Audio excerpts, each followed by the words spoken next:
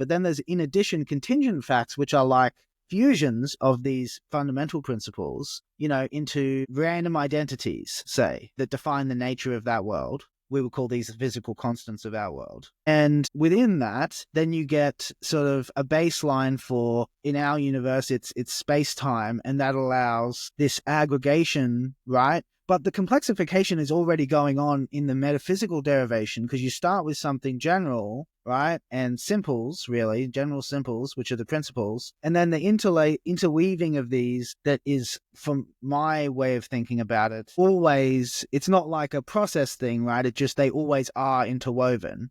But you can see how that step up, I have no option but to have recourse to temporal language, but I'm trying to, But in that step up from the fundamental to the contingent to the individual universes or the possible worlds or whatever, you can see complexification is already there just in the fact that you now have different things, right? Different worlds. That's already complexification.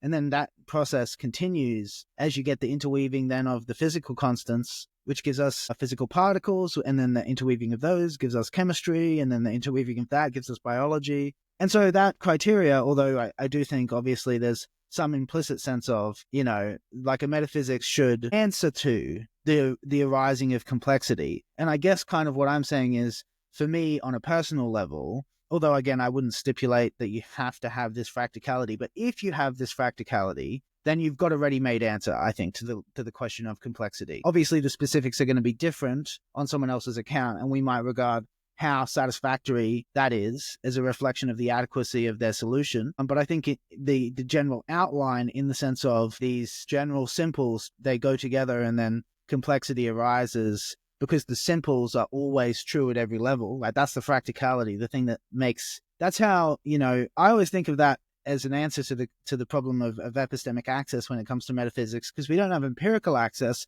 but at the same time, it's like, whatever is true on the most fundamental level is true everywhere. It's so true that it can't fail to be true. So it's like, there's nowhere it's not. That information is so everywhere because it's the most fundamental constituent of the universe, of everything that is,